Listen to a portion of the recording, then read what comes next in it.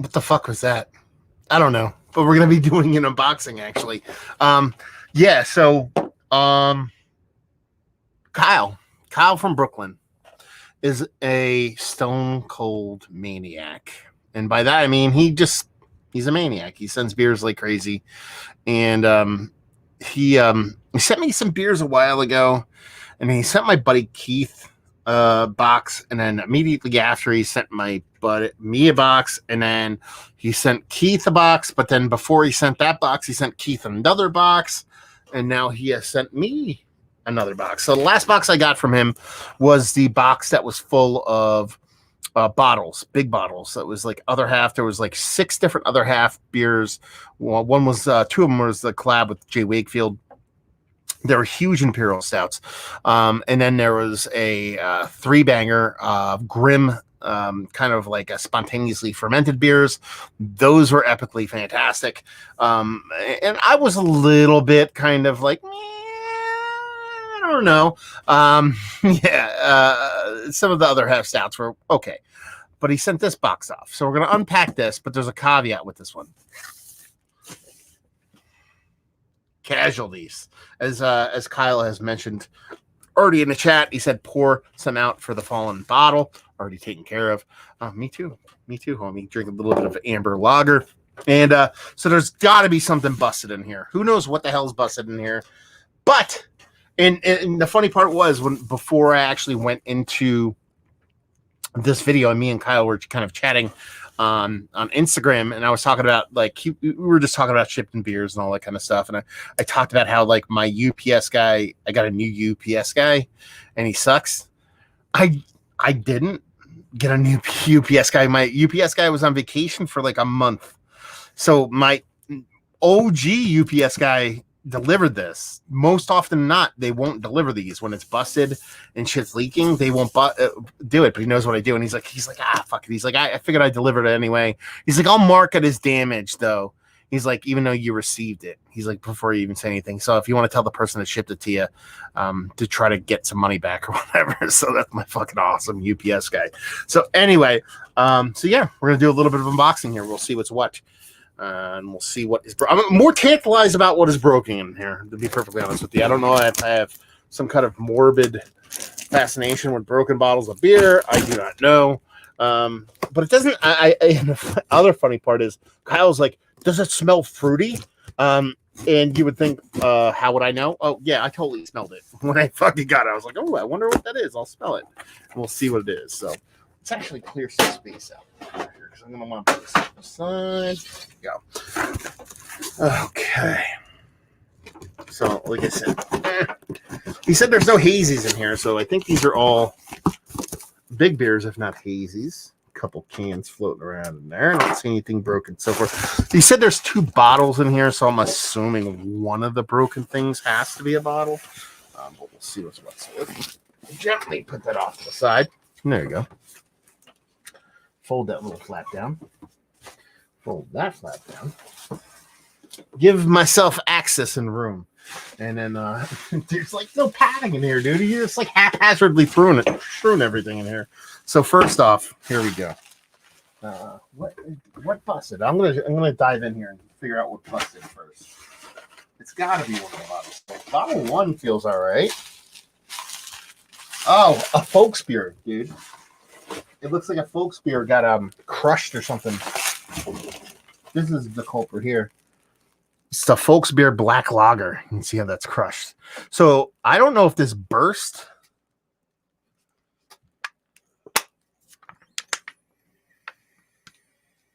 Yeah, there's air coming out somewhere. This can was probably poopily, because I don't see.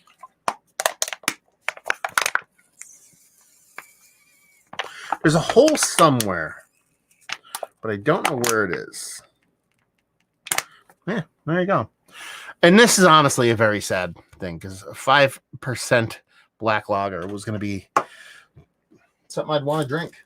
But that looks like to be the only casualty. We have cans over here. I know you guys are seeing it, so it's not like an epic reveal. So totally what we didn't think was going to break actually broke. So the bottles are intact. But look at the amount of padding he put in there.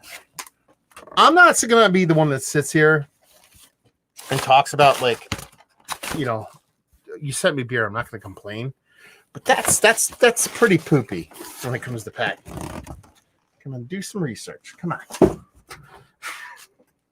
I don't fucking know. Anyway, okay, let's do this. So let's set these bottles off to the side. They are soaked in delicious Schwarz beer. I know Kyle's like, it's absolutely the last thing I thought would break, because me too. I mean, a 12-ounce can of fucking black lager Schwarz beer, man. Schwarz beer's got a pact with the devil, right? They don't break. So let's go through some of these cans. So we got, these are all covered in beer, so I should have brought some kind of paper towel out here so I can clean as I go along. KCBC, I love me some KCBC. This is their Morbid Hour. Yeah. These guys are out of Brooklyn, New York. Their labels are always fun. They do a lot of comic book based labels. Black Pilsner. Doesn't that guy kind of look like Skeletor a little bit? You know, a little bit of Skeletor going on. I don't know. This guy down here looks like something too. I can't put my finger on. But yeah, a little Black Pilsner. Good God.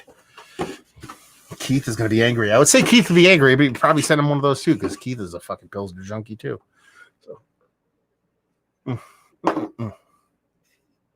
What do we have next? Threes. Precipice. I love the word precipice. I've always loved it. I love it today. As you can see, that is Oak Age Czech Dark Lager. I actually just reviewed a Czech Dark Lager the other day, and it was pretty tasty. So I'm kind of pumped dive in this. Three's a very good brewery, and they're doing it in combination with Schilling, who makes like their lager game is fantastic. So if that beer sucks, I will be absolutely 100% surprised, but it is not going to suck. Then this is more of that comic booky stuff I was talking about from KCBC. This is their Middle Earth Extra Special Bitter. See a little bit of ESB action here. They kind of look like Ewoks on acid, so that's kind of nice. Yeah. ABV on this 4.8%. Magnum East Kent Golding in Cascade. So we're going old school hops on those. Let's see what else we got here. Cans. Hold on. I love this fucking can. This is styling on this can. It reminds me of like Bohemian Pilsner and shit like that. So you got Bloomfield Valley Club crispy beer. This is other half jam, as you can see down there. Other half Bloomfield Valley Club crispy beer, 4.8%. They just called it crispy beer. I assume it's a Pilsner. I love that label. That's fucking fantastic. Yeah. What do we have up next here? Another other half jam. This looks like a fruit beer. Raspberry. Black raspberry. For those wondering at home. It's other half and Miss Fruits. No, it's Miss Fruits. That's the name of the beer. Miss Fruits Mixed Berry Crumble. Pastry sour ale with raspberry, blackberry, cinnamon, vanilla, graham cracker, muscovado sugar, and milk sugar, 6%. So I've never had this beer, but I've had something similar to this. And when I actually did one of these previously, it was I chugged it when I was up in Buffalo with a bunch of the Buffalo Rochester Chug Group or something like that. They were at some bar and they're like, "We know you," and I'm like, "I know you," and they're like, "Let's chug a beer," and that shit happened. Kyle's cans are sturdy, LOL. And Jord van Viver says, "What's everybody drinking? It's midnight here in the Netherlands." And Middle Earth, I love the label from Felix up there in Quebec. Let's see. Keep banging at these cans. Get a little Grim Schwarzbier style black lager. I like this can a lot, actually. It's called Lithos. Yeah. I like that can a lot, man. That artwork is really cool. Something about it really kind of speaks to me. The best part about doing all this is that every beer I pull out, I smell like that Schwarz beer from fucking Threes. So it's like scratch and sniff beer unboxing going on right now. So yeah. Let's see. Dave Etchells chiming in saying, "Are they all brewed in America?" I would assume. When I get beer mails, typically people send regionally what they get. Where they live, and Kyle is from Brooklyn, so I would imagine almost all these beers are going to be regional to him. don't think he's going to send something off that isn't. And this is Interborough Spirits Analysis. This is Baltic Porter brewed with cardamom and coffee. Yeah. I like it when there's no name of beer. It's just called Baltic Porter. You know, not fucking around. 10.3%. So that'd be a Baltic Porter for sure. And actually, this is a collab with Duge. So if you want to talk about non-American stuff, you guys over there, I always say Duge. I don't know what you guys say. So it's Duge Brewery. They do a bunch of kooky beers, and it's with Devacon coffee. That's what it's on with. So your Euro guys will know who they are. They make great beers over there. So let's see. A couple cans over here. This is from the pack that leaked. Now, this is the Sound of Exclamation barley wine. Is this the one that I fucked up that I was talking about? It might have been. Keith, my buddy Keith, gave me a Threes beer. I don't know if was it a barley wine? Was it this one? I forget because my camera fucked up and I lost it. And Kyle's like, "Oh, I actually sent you that beer because yesterday when he sent this package, it was already in the mail, and then I posted a video actually mentioning it. Posted a Threes Baltic Porter." And complained about losing a video of this beer. And he's like, actually, I just fucking sent you that beer. So, yeah, good timing on that one. And then we have a little bit of folks beer here. English Dark Mild. So fucking tasty. Love their labels. Little Owl. Yeah. English Dark Mild. So, while they all have been brewed in America, there's a little bit of clap going on. So, I'm having a 10% white stout from Pohast. I believe, never heard of the brewery, but that sounds pretty fucking fantastic. Veghead said, all the can artwork was dope. Shout out to the Hype Beer Reviews. Fuck yeah, Kyle's the man. I like to call him Ryan, but I still think he's the man. Duge has been doing a lot of stuff out of 12% North Haven. That's right. They have, haven't they? And we have great pronunciation, Matt. It's like Steward with a J instead of T. Okay. Steward. Okay, so we have 2 bottles left. So we have all these MF cans, and we have 2 taped up bottles here that are, if you can see, they're kind of full of beer schmegma. Let's see if I can actually cut through these. I know I keep saying it, but I know I got a pair of fucking scissors around here. Make this opening infinitely easier.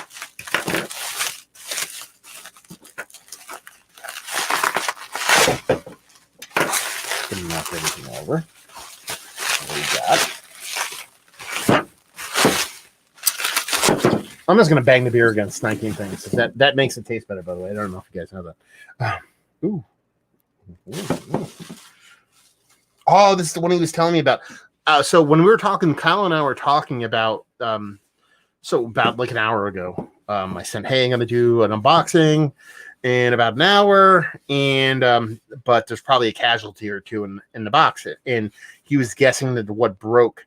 And this is the one he thought that broke, and I didn't want to say anything to him at the time. But when he described it, because I didn't know what he was sending off until he actually said this beer, and I was super pissed because I was like, motherfucker, this is a double, a Brooklyn double from Interborough Beer and Spirits. It's a aged on Amburana wood, which is kind of like a cinnamon. Like it's 7% alcohol by volume. And it's brewed with our friend Gabrielle Guadalala. Yeah, so it's aged on wood. I don't think it's barrel aged. Just is this age on that wood. With that wood, from what I remember, is very much like a cinnamon characteristic. So anytime Belgian doubles American breweries do like Belgian influenced darks, I get like super hot and bothered. So I was kind of bummed thinking about that beer actually not making it. So it's kind of cool that it did.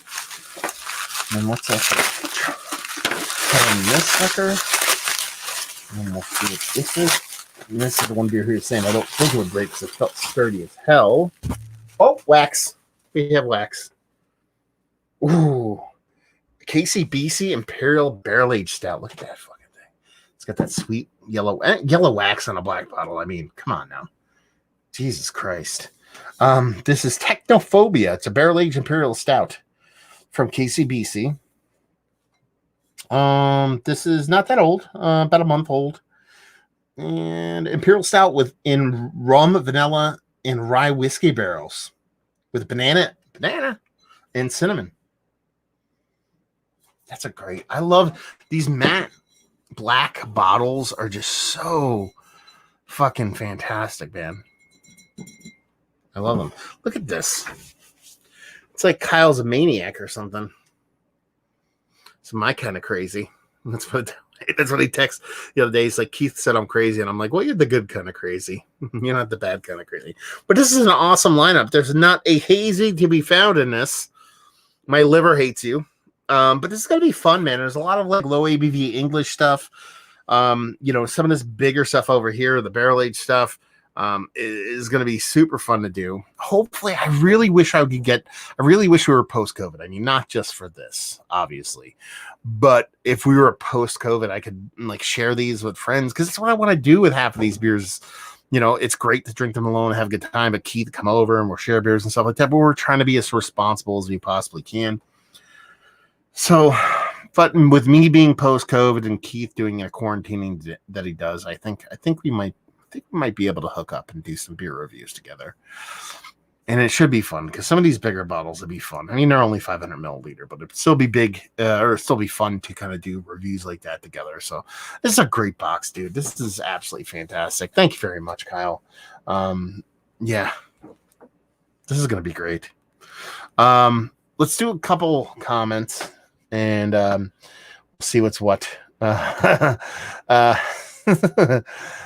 Steward says, ew, beer schmegma. That sounds disgusting. It is disgusting. Beer review, window beer review with Thomas says, what's up? What's going on, brother? Dave Etchell says, that looks like a good Xmas Day drinking to me. You and me both, brother. Felix says, which one do you think you're drinking? Which one? Maybe this. I might do that. I don't know. This for Christmas? Maybe this. I don't know. Christmas Day. I don't know how much partaking I'm going to do. I might actually. Who knows? I'll probably end up doing something live, but I might just not review anything and just hang out with my family. That being said, the day before Christmas Eve, you definitely want to go online, and you want to go to Thomas Opent. Just type in Thomas and then Opent, open, and then an ET at the end. All right. Or is it just a T? Anyway, you'll find it. He's doing a Christmas Eve thing where he's doing a live hang with a bunch of European guys. And I'm going to jump on there. A bunch of the US guys are going to jump on there too. So more specifically, Christmas Eve. And by Christmas Eve, I mean like US based, like 2 p.m. Eastern Standard Time. So because it's Euro guys doing a bunch of stuff.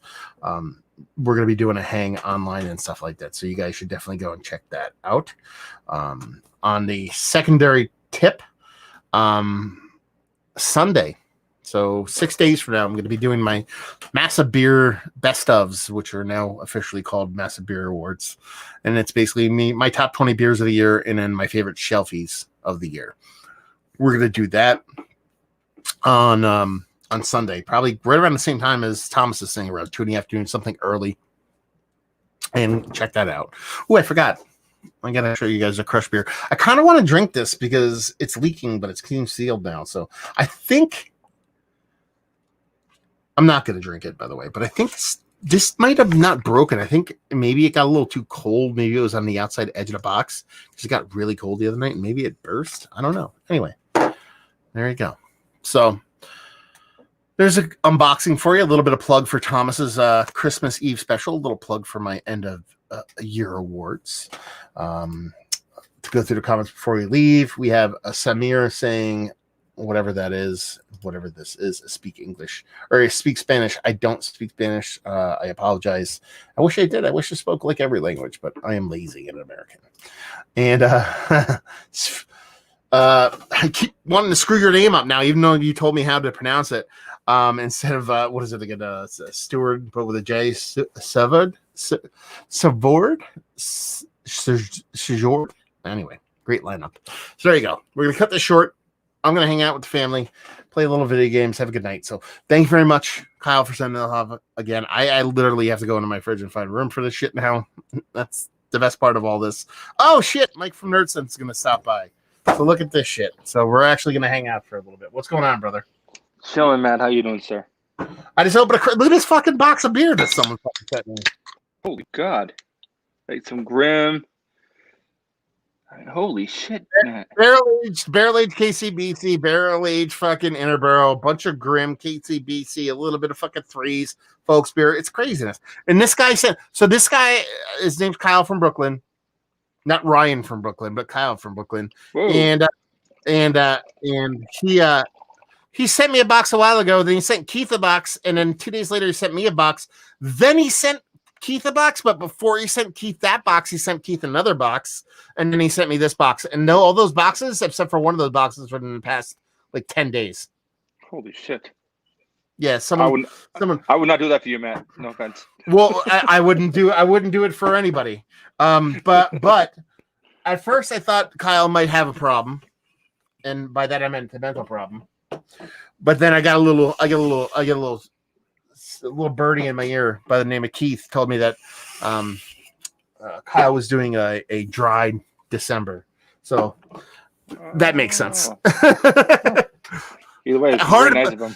You know, drinking beer is a hard habit to break, but buying beer is equally as hard of a habit to break. So, you know, I know so many people that actually do dry months. Like I did dry January last year. I did dry February. No, half January, half February last year. And then, but I still bought stuff. Like even though I wasn't drinking, I couldn't help myself, but still buy stuff. So just because you're not drinking, it's not like you're not still, buying beer. So anyway, what are you drinking? I'm drinking a relatively old can of Super Secret Stairs. Nice. From 2019. Nice. Oh, hot damn. Yeah, it's about a year old. I don't know. I was looking for something to drink. I found it in my fridge. I was like, well, this doesn't have to happen. There you go. Nice. What do you have to today, man? Good, man. Everything's awesome. In the throes of the beginning of a vacation glow to where I don't have anything to do for 2 weeks. So I did a whole lot of nothing today. And it was pretty fucking fantastic. Good for you, man. I'm on vacation as well. But oh, yeah? To when? I mean, just this week. But I still had to go to work this morning, and I still did some work this afternoon. I did. Me too, man. I didn't have to go into work, but I did, I helped some people out and fix some problems and shit like that. So, yeah, I get it. But for them, you're not beholden to it. It's like emergency shit, No, well, right towards the end of last week, we ended up seriously a third of the building went down on COVID. Really? Huge. I mean, not even that they were all sick, but people were around people who were sick or whatever it was, and just automatic quarantine. So we usually have two entirely full shifts, so for first and second shift. Right now we just have 2 people in here and 2 people here, and just trying to divide up as best we can enough people to get work done. I mean, it's kind of a fucking horrible time. So when I saw particular problems this morning, it just seemed to make sense just to buckle up and get shit done, Nice. Yeah, I was bummed we couldn't get in that that review today. Mike and Sean from NerdSense and me are going to do a joint review, and we were kind of planning on doing it today, but Sean had to fuck everything up like he normally does. So, yeah, it's a Sean thing. What are you going to do? Yeah. So we'll bang that out soon enough. What are you drinking there, sir? What am I drinking? I am drinking the Nectar of the Gods. Oh, is that a High Life? Genesee Honey Brown Ale. Nice. $5.99 a 6-pack. And I will be posting this review tonight for everybody that is curious. Absolute fantasticness. It is up there with High Life as far as one of the greatest things in the history of mankind. Yeah. A long time ago. Now, obviously, I'm not from the Midwest, but when I started drinking beer, it was like, I don't know. I kind of skipped over the macro thing because I just didn't like the taste of any of the ones I'd had. And a buddy of mine, we were leaving the ship. I was active duty at the time. We were leaving the ship. He said, "Hey, come by my room. I have some champagne." All right, that's weird, but okay. So I go home, go to my barracks. I take a shower, and I go to his room. So I mean, this is like I'm like 15 minutes. I take very quick showers, and I head down to his room. I go in. He's in his boxer shorts, half drunk, having consumed 11 bottles of High Life. Yeah, buddy. It took me to come back down. And he's wrecked. He's like, I just got like one bottle of champagne left. I was like, it's High Life. He's like, champagne of beers. All right, buddy. What the fuck? I like that. Nice. I like your iPad you got there, sir. Oh yeah, man. Yeah, I bought that a while ago. I love iPads, man. Like I actually had I had an iPad Air, like OG Air, like 2010 Air that I use and I just stopped using it because it was just so slow. And then I ended up finding a really good deal on a Pro, like about 8 months ago or whatever, like a 256 gigabyte. Like it wasn't the newest Pro, but it was like the series before for like $700 or something like that, brand new. Like it was like, I was like, fuck it. I was like, I'll get it. And honestly, it's perfect because the screen is so fucking pretty. And like what I do is it's literally like when I'm like at the end of the night, when I'm done doing beer reviews and stuff like that, I'm going to go out there and a couple things are going to happen. Video games are going to happen and probably me watching something's going to happen. So if I'm playing like golf video game, something I don't have to pay attention to, I'll put like the NFL game on my iPad, play the video games on my computer, and just like double hit everything. So yeah, it works pretty well. That's awesome. I ended up getting the newest Pro a few months ago. I think maybe late spring or sometime in the summer. They were doing something with I mean, I don't know if they still are, but Apple was basically saying you buy something, you can basically pay it off monthly with no interest. Yeah, they still actually that's what I do with my iPhone. It's like 18 months no interest or something like that. Mm-hmm. And it's like equal payments every month and it's like easy. Yeah. So and right now this is actually what I'm using to do the live streaming is my Pro. I love it. It's my favorite iPad I've ever had. And my wife bought me an Air a while ago, like when they first came out. And it was awesome. She still uses it every night, for like Netflix and stuff like that. But iPad's great.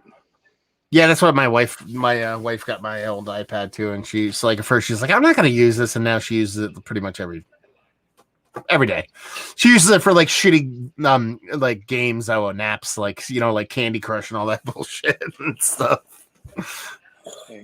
Whatever gets you going, I love it. I mean. I don't really. I play a little bit of like a dorky game on my iPhone. That's it. That's pretty much the end of my like. I mean, I play my brother's PS4 in more and more, I guess, but still not that often. Well, that's what I play. I mean, if I play video games, I'll play predominantly PC gaming. That's like I have like a brand new. Built a brand new gaming computer at the beginning of this year. And then and I have a PlayStation, and I've been trying to buy a PlayStation 5 for about 2 weeks now. Like at first I was like, yeah, I'll get one after Christmas when it's easier. Now I've been kind of like, okay, fine, I'll fucking buy one now. And I was so pissed that I could have got one this morning, but I was like, I fumbled the ball. Like I just fucking like I wasn't quick enough, but it was like I could have definitely got one this morning. Like basically I have like there's like there's a bunch of Twitter accounts that like alert you when things are in stock. And there's one thing like I wake up mad early, like on my days off. Like this morning, I woke up at like 4:20. You know what I mean? Like I get up that's when I wake up in the morning. Me too. You're ex-military, so that's probably normal for you. But Yeah. yeah, but it's like and then like at like 4:45 or like 6:00, I got a notification. They never come up. Everything always goes for sale at like middle in the afternoon. And not only was it Target that was selling them, but it was you could only buy it online, but it was only the stock that was available locally to you. So it was like whittled down, and I live in the middle of nowhere. So you could buy it online, but it was like it had to be like you have to go pick it up physically, you had to go pick it up. You couldn't ship it to your house. So it had to be bought at the local Target. And I don't know, my phone kept fucking up, and that's the only reason I didn't get it. I was like, motherfucker, I don't need it though. I don't need it. I'm like a slave to that shit. I'm like totally don't need it. But yeah, man. Yeah, there are times when like it's just something like almost you said a hair across your ass that I gotta get this thing, and then it bugs me and bugs me and bugs me, and when I finally get it, I'm like, did I need this? Probably not. But it became almost the obsession became more fun than the actual product. You're preaching to the choir, brother, man. So in the middle of this summer, I got obsessed, completely and utterly obsessed with building a Hackintosh, which is basically like if you want a Mac, if you buy the right components for it, then you can actually have a Mac. Like you don't have to buy an Apple, because they use specific exact components for it.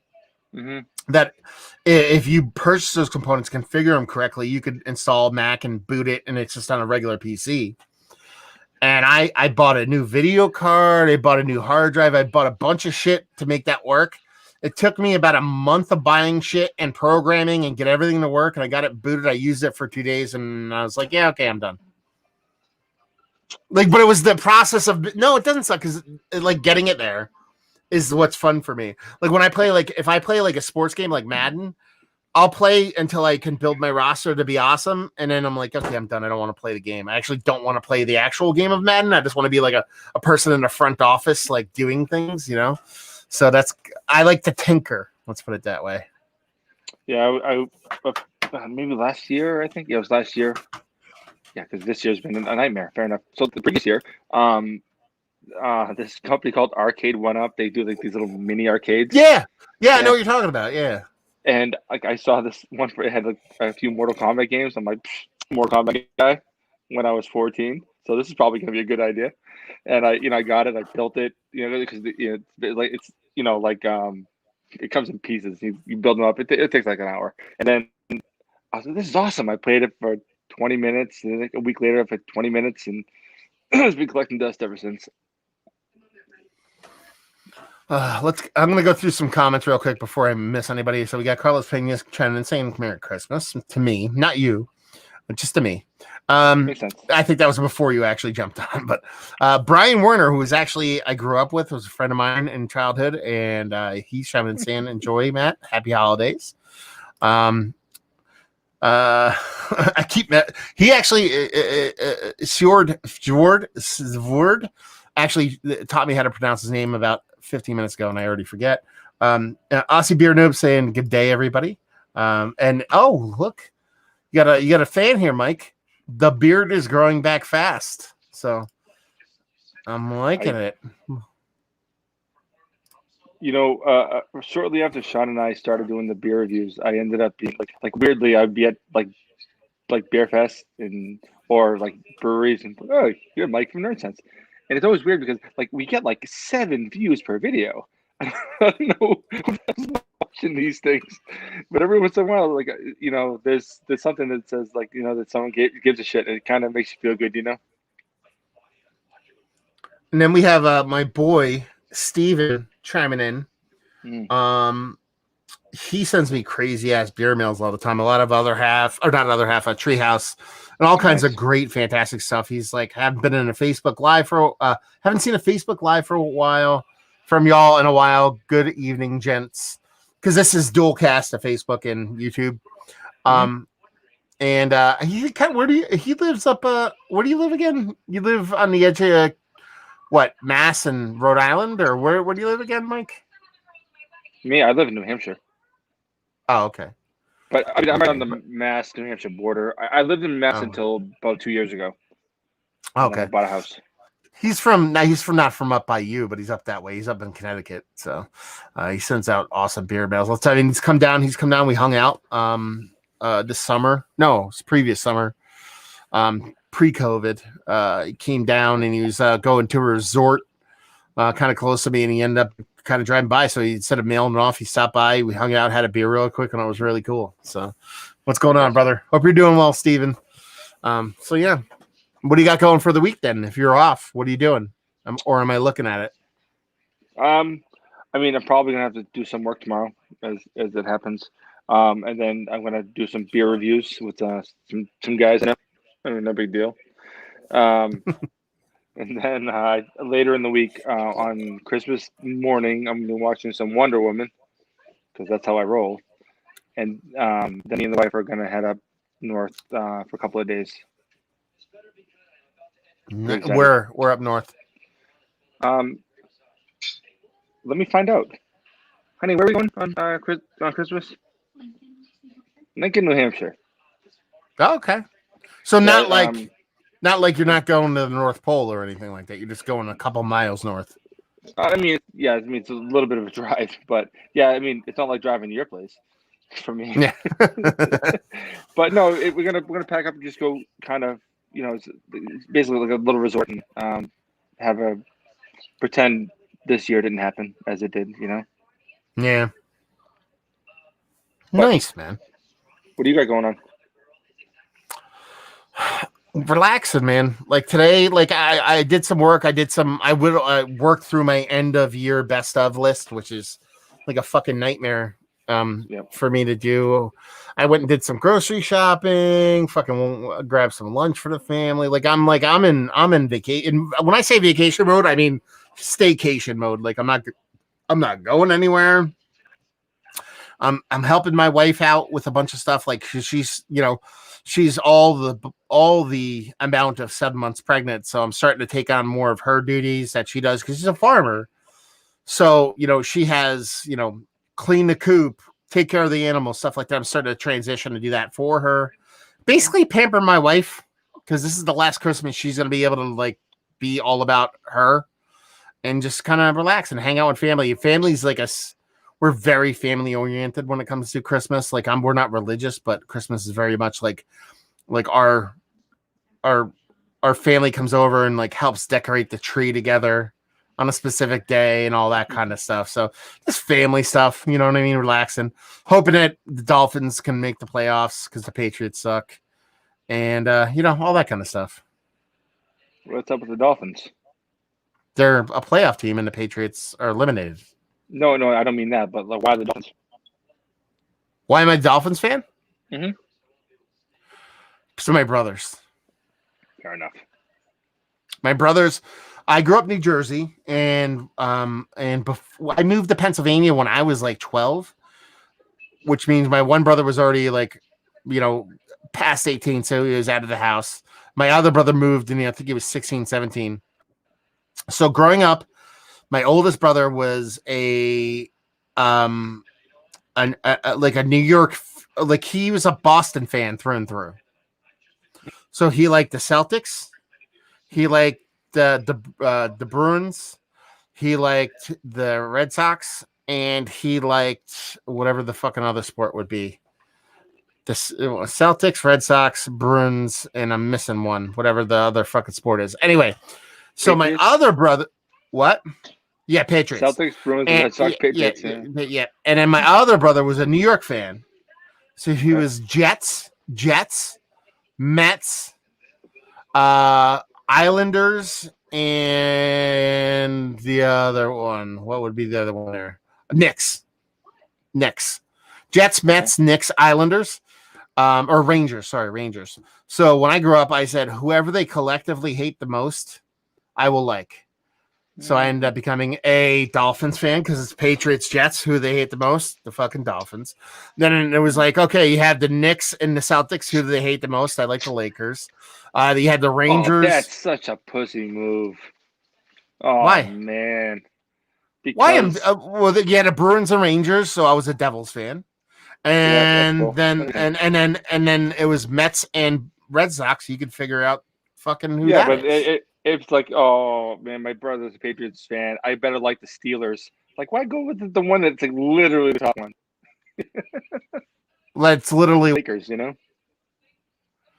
It's the one they hated the most. I was a kid. I didn't know any better. I was just an asshole.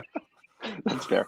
I'm only fucking around. You know what I mean? It wasn't like I was like, oh, Yeah. I'm calculating the statistics on which is the best. No, I'm like, I'm a cynical douche from birth, so I'm going to hate these whoever they like. I mean, it's simple mathematics, really. That's fair. When I was a kid, obviously like the teams I liked because the local Red Sox, Celtics, and that type of shit. But I had a bunch of baseball cards that someone donated to me, and so like the Reds, they were close enough. I was like 6. Yeah, I like the Reds. I like them just like the Red Sox, you know. Plus, you know, as you do.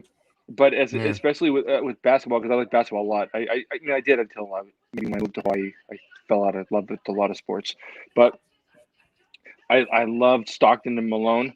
So in addition to being in addition to being a Celtics fan, I was a huge Utah Jazz fan. But you know, always hated the Lakers.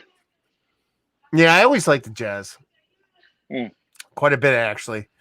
So it's just something about John Stockton. I was never a huge Malone guy, but John Stockton, something about him, just I don't know, skinny white guys come turn me on. What can I say? That's why I like Thomas Open, you know. Yeah, all 5'3" of them. I mean, he's just fantastic. Wow. Yeah, I think I liked Stockton, and then because I liked Stockton, I ended up liking Malone. But like when I was a kid, I was very, very little, skinny, dark-haired dude. So it was like Stockton. I could like see myself in him. You know what I mean? And then because of him, then the dream team. There was Chris Mullin and David Robinson and Carmelo. I liked all of them, and I saw them on all the cereal boxes as a kid, and it was weird. That '92 team just sort of like was like a weird phenomenon that I haven't seen since. You know. Yeah, no, I mean that was like I was a sophomore, junior in high school when it happened. So like that was like peak me, and as far you know what I mean, as far as like what I was into, like the dream team was like insane. Like it was boggled your mind because then like even if you go earlier, and that's the part that probably escapes you, I would assume, I don't know, escapes you is the reason why the dream team exists was the Olympics where the United States got hosed in basketball because of the Russian team. They put extra time on the clock and all that kind of stuff. So it was like, I remember that. So I actually remember the reason why the dream team happened and actually see like professional athletes move into Olympic sport because that was it. You basically, that's why Russia was so great because they're like, no, you can't become fucking professional because you have to be in the Olympics. So we win everything. And that was crazy. And then when did you watch The Last Dance, the Michael Jordan Last Dance documentary? No. Let me say, I'm not a Jordan fan, even though I appreciate his talent. But I know that. But as soon as it happened, go ahead. Sorry, I'm interrupting. No, you go ahead. I'm interrupting you. Actually, you go ahead. No, yeah. And honestly, like when people started watching it, all he would tell me was like, "Oh, you got to watch it. You won't believe how much of a dickbag Jordan is." Like, I believe it. Done. That was the end of that. I did plan to get around to it. I just never did. And I probably will. Just I haven't watched yet. Yeah, it's actually like I wouldn't say I'm a great Jordan fan. I will say Jordan is how do I say this? Jordan is the best basketball player to ever lived, but that doesn't mean he's the singular best. Like I actually think LeBron's as his equal, not better or worse. I think they're actually equal in a level of greatness. But I've never been a huge Jordan fan as far as like he's like infallible. Like he's kind of a dick, but that documentary, there's a lot of good stuff in there, especially for the Dream Team, because they cover a lot of Dream Team stuff. And when you see his motivation behind some of the stuff he did in the Dream Team and some of that stuff, it's just very interesting from a just a sociological kind of experiment kind of angle. It's just cool. Yeah, I do plan on getting around. It's weird how time just sort of disappears really quickly, especially this year. considering I couldn't do shit. I don't know how this year disappeared on me, but I will, however, disagree with you on between the LeBron and Jordan thing. I think Jordan is the better player. I think he was on the whole more complete player, and I think he was more of a winner. I think LeBron will cut his losses and run, and Jordan was just a winner. He was gonna fucking win no matter what it took, in my opinion. Yeah, and honestly, I can see where you're coming from, but it's two completely different eras. That's why this kind of debate usually never ends up being an absolute on other end of the spectrum. Like if Jordan played today, I think he would be equally as good, but he's also, imagine Jordan. Yeah, I mean, just from imagine Jordan, what he did, gambling, Vegas, being a crazy maniac in a Twitter, Facebook world. Who knows what the fuck happens to him? You know what I mean? Like, and all, but you could also say the opposite end of the spectrum. Jordan, with today's kind of, exercise and body preparedness and medicine and technology, how fucking much better would he be? That kind of thing. But I don't think they're, how do I put it? It's kind of, to put it in beer terms, because, hey, guess what, guys? This is actually a beer fucking YouTube channel. Is that, I can think a 4% lager is just as good as a 13% barley wine, but does it make them the same? You know what I mean? They both get to a level of appreciation and greatness from completely different areas. I understand the LeBron hate. I do, because he's very much kind of conscious about what he does and what he says, and very press worthy about what he does. So there's an image to upkeep. I think Jordan would do that in today's world. I don't think he would be who he was. So it's hard to say that, but I don't think one's better than the other. I don't think one's lesser than the other. And honestly, I was team Jordan up until about 3 years ago. So, that's when LeBron joined the Lakers. So I wonder why my thoughts have changed. Weird. Yeah, if he joined the fucking Celtics, you'd be like, he's the best player ever. No, I think he's talented. I don't, especially in today's sports, I don't have any biases. I don't give a shit. I don't. All I care, and I mean that even when it comes to the Celtics, Red Sox, fuck them. I don't care. They're just teams. It's weird we get tribal about this shit, and it's actually kind of cool that your teams are all over the country, because it doesn't get tribal where it's like, my hometown is better. It's ridiculous. It's fucking a bunch of millionaires. They don't give a shit about you. Why do you give a shit about them? But when it comes down to it, I don't actually hate LeBron. I just don't. Maybe it was just if Jordan was a phenomenon in the way LeBron just isn't. You can be as talented. I don't think that in today's world, I don't think you can be, even if you're as popular, you're not as big a star. Like, I don't see like LeBron in the same light that I see like a David Robinson or like a Jordan, or even like, I feel like Pippen was more popular. And wasn't as good a player, don't get me wrong, but there was a different type of thing then where stars were different than they are now. At least maybe in my perception. I just don't see it the same way. And so like but so what I'm saying is I don't have a bias against him. I don't think like that his social media thing makes him like a bad person, or how he treats the press or anything. In fact, my wife was watching a movie with him in it, some comedy with Bill Hader, I think, and I thought it was very funny in it. What was it? Trainwrecked. Trainwrecked. It was the blonde comedian, Amy Schumer. Oh yeah, Amy Schumer. I know what you're talking about. Yeah, he was in that. But it was really funny. It was really likable. It was kind of like, clearly couldn't act, but he, did his best, and it was made me laugh. I don't give a shit. So I don't have any bias toward him. But I think maybe I look upon that early 90s to say like 97 area as just, maybe I hold that in a different light, and so I'm looking at it differently, But I also, like, being a guy from where I am, like I look at Larry Bird as like a fucking singular legend. You know what I mean? So well, that's the thing too.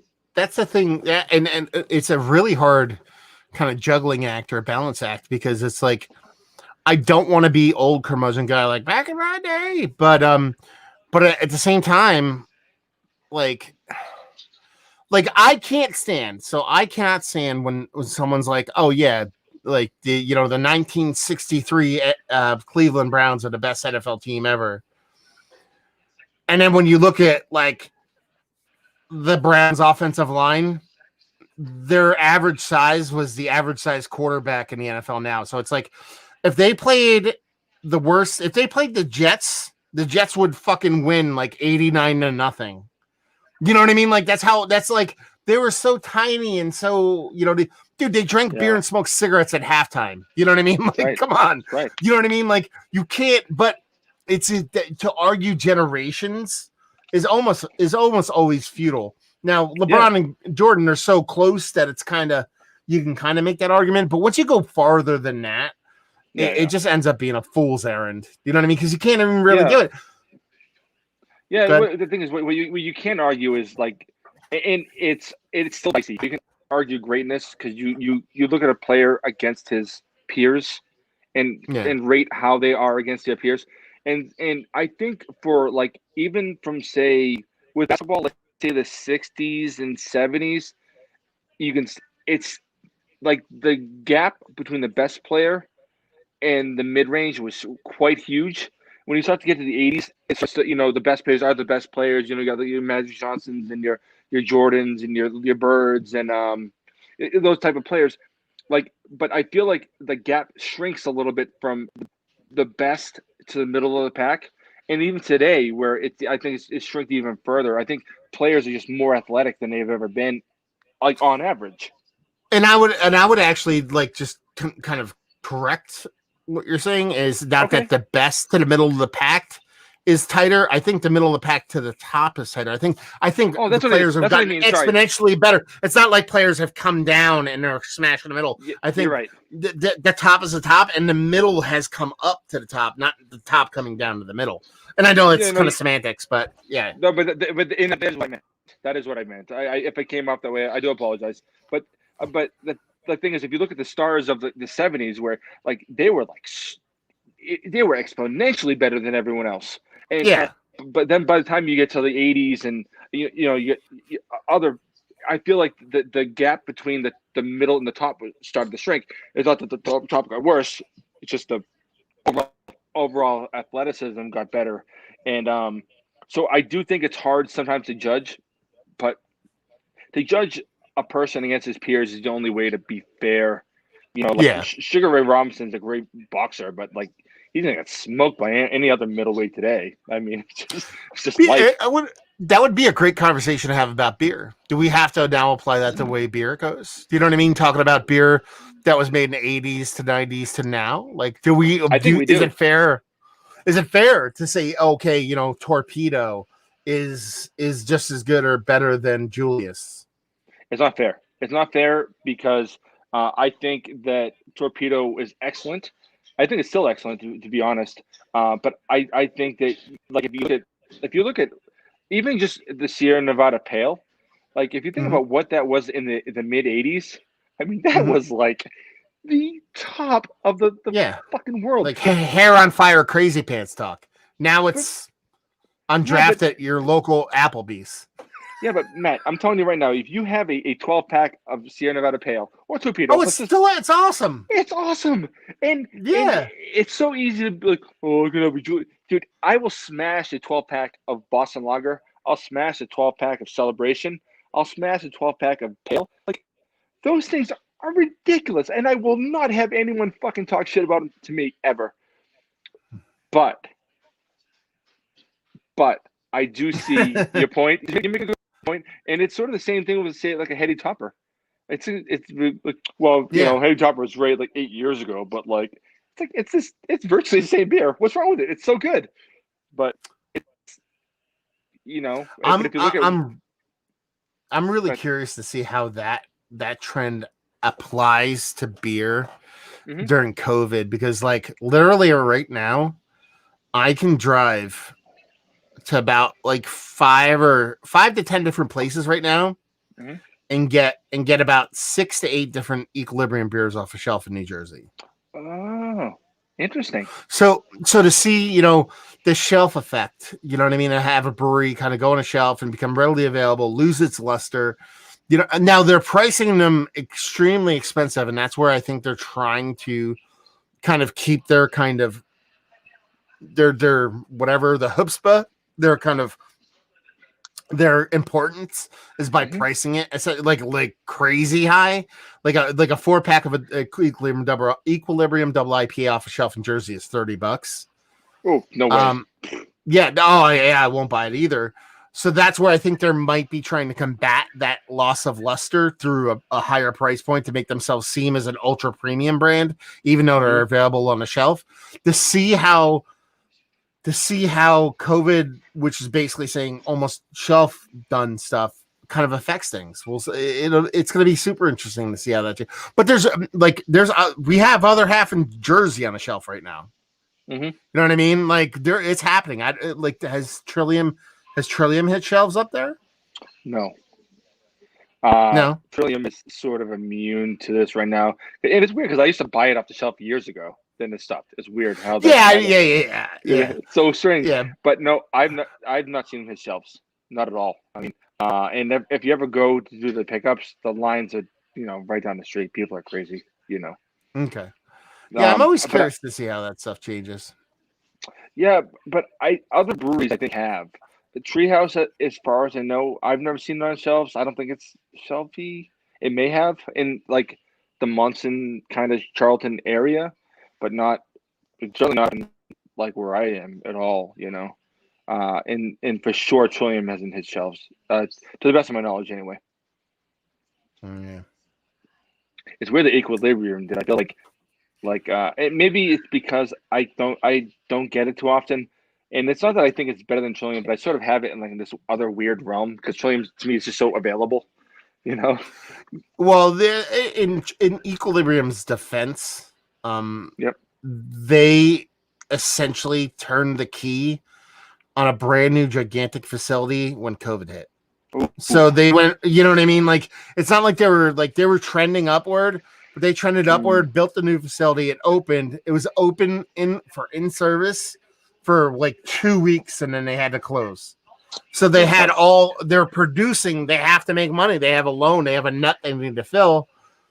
And they, what are they going to do? They have to sell their beer. It's not like they're going to be like, oh, we just won't make as much. We'll just wait until everything comes. No, the bank's not like, the bank's like, where's my fucking money? So they had to do what they have to do. So. Yeah, I don't begrudge anyone to make a buck. I don't have to spend a buck. Don't get me wrong. That's how I look at it. But, I just don't. I just don't kind of spend that kind of money on that beer. There's so much stuff that I can get locally that I think is as good, and I can get for for a cheaper price. Almost certainly. That's honestly that's what I did it today. I stopped at a place. There was 6 different Equilibriums, and the cheapest one was like a 5% pale ale that was $20. And I was like, oh man, I think I really get in the mood for that. And then I turn and I see the local guy's one for $13 that I know is going to be super close. I'm like, no, I'm not going to spend fucking $7 extra just to get that. I'm like, fuck no, because pricing in general is just insane to begin with. So, yeah, I think in general, like I know that certain products have, as far as beer product, beer ingredients has gone up. Like I know hops have, exponentially climbed in cost. And so like you can see everything that has gone up to some degree, but I just can't justify. I mean, to spend $22-$24 on a 4-pack, it's like, Jesus Christ, I know I can find something that I like for $14, $15, $16, to spend $20, $24.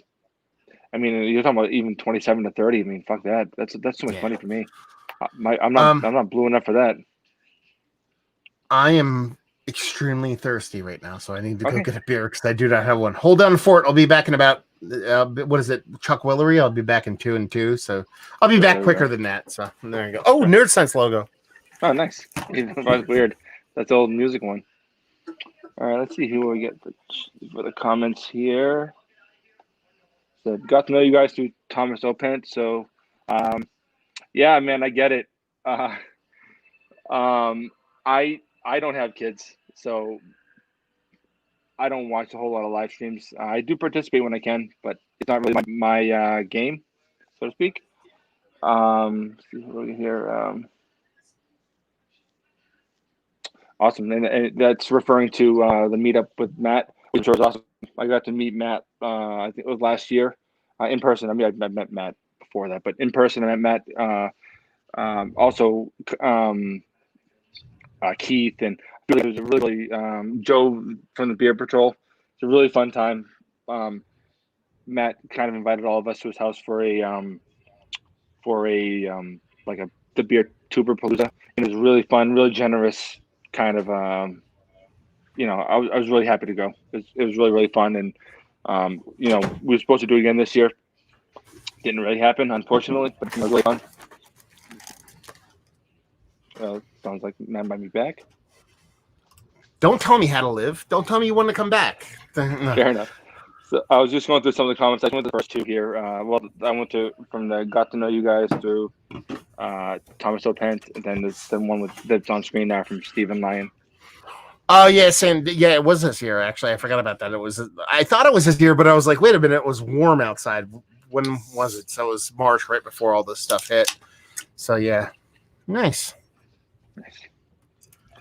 Actually, where I go, I get myself a beer. So I will be back in a moment. Yeah. There you go. Go through the rest of the comments here. Dave Etchels says New England Patriots. Thumbs down. We have him following up. Used to watch when the Fridge used to play. I mean, that's kind of when I grew up in NFL. That was 85 Bears, obviously. And I was 9 at the time. So that's when I really started to get into football. When did the Rams go to the Super Bowl with Youngblood and stuff like that? That's when that's the first kind of remembrance of NFL for me. So, yeah. Kyle chiming in says a Bloomfield Valley beer from Other Half, and this is the one he's talking about here, right here, that he sent off is supposed to be a Kolsch. I assumed as much, at least a chugger beer. And The Last Dance is fantastic. Being a Bulls fan in the 90s was great. Not so much now. Yeah, I mean, listen, you can't complain how great the Bulls were and how many years you had of greatness. You can't be like, well, it was great, but it sucks now. Like how many titles he won. You have to go through about 50 years of misery before you can start complaining. And as for comparisons, does it also count for? As for the comparisons, does it also count for Belgian craft beer, including Trappist? As for what comparisons? Fjord, is it? Are you talking about pricing, or are you talking about availability? I'm just kind of curious about the exact on that one. So, ooh, I love that. Fresh, mine's a freshly dropped Top Butcher from today. Oh, nice. I think you guys got yours probably a couple days ago. I would imagine. Mine 2 days ago. Yeah, mine bounced around in the middle of nowhere for about 3 days, which usually sucks. But it's cold out, so I don't care. Not a big deal. Yep. Yeah. I'm doing a 2019 Streets.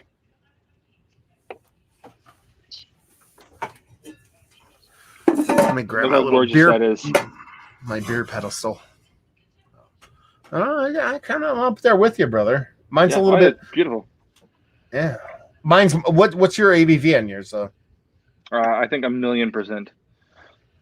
It is 10.6. Yeah, mine's 5.7. Fair enough. Just a little different. Let me rephrase that. They say it's 5.7. Who actually fucking knows what it actually is? Understood. This one got a little maltier in the last year and a half. This is from March of 2019. I always saved a couple of streets to last me a couple of years because of how they modify. They don't get as gnarly as some Trillium IPAs. Now, let me ask you this, because we had this discussion not too long ago. how has Trillium trended? Because remember when we were kind of bitching and moaning about their falling off with the carbonation, carbonic acid and all that kind of stuff. Have you seen it kind of sway back towards good, or have you not been buying anything? I've been buying their stuff, but I stick toward the sours and their Berliner type stuff, the stouts. I feel like some of their IPAs are just not good this year. I don't know what the issue is. I don't want to speculate, but everything else they're doing is awesome. Their pills are great. I still buy their stuff a lot. I just kind of stay clear of the IPAs, you know. Although to be completely fair, a few weeks ago, I had a social distance beer with Ol Reed, and he had a Mosaic dry hopped Fort Point, and that blew me away. It was so good. Well, that's good, very, very good. Because then there's some, yeah. I'm kind of curious about that. I'm really curious to see how beer ends up coming out of the pandemic. There's so many different things going on. It's going to be insane. And Fjord followed up with he was when you were gone. He asked this question, which was, as for comparisons, does that also count for Belgian beer when we're talking about breweries and how they do and how they change? He's saying comparing quality of beer over the years. I mean, I'm not sure how into Belgian beers you've been over the years, but I've never felt a huge variance on Belgian beers and European beers over here in the United States. To a certain extent, there's always going to be a little bit of ebb and flow with beers. Like, for example, I made this joke in the actual chat the other day, our private chat. You know, for example, St. Bernardus 12, from the early 2000s to about 2010, they were hyper overly carbonated. They still tasted great, but whenever you pulled the cork and cage off, they would just pop off. I used to shoot the cork at people. So that's how violent the beer would come out. That's gone now. So obviously the beer has changed. Something's changed with the beer. But as far as the flavor goes, I haven't really noticed much. But it's also a really weird world because when I used to drink Belgian beers, you know, in the early 2000s to 2010s, 2010s, I was almost assumed every Trappist or Belgian dark I had would have minimum of 2 years on it because no one would buy it. So when I would have it, it would be like, okay, this is going to be at least 2 years old, to where now beer's infinitely more popular, to where they tend to be a little bit fresher. So it might be a slight variance, but that might only because I'm drinking a 6-month-old Belgian beer as opposed to a 2-year-old Belgian beer. So I think the variance has more to do with that, and it seems to be way more consistent. Now, to wrap a bow around all of that, a Core 4 or a Core 4 plus Belgian candied sugar, which is beet sugar, a Core 4 beer bottle carbonated is going to stay infinitely more consistent than a force carbonated hop bomb. You know what I mean? So it's also, it's an apples and oranges kind of discussion, because you take this Core 4 beer that's bottle conditioned, that's, you know, even Belgian candied sugar or otherwise, it's kind of the testament to longevity, whereas this beer is not the testament to longevity. So, and so that can be the variance with those. Yeah, I have not. I don't drink a tremendous amount of European beers. Not out of bias. It's just, I mean, until really recently, it was not easy to really find where I was. You know. You can get some stuff like a CBC or whatever, but I mean, it wasn't like always the easiest thing to find for me. But every time I've had anything, you know, at least things that have traveled here, they've always blown me away every time. It's always been consistent, without fail.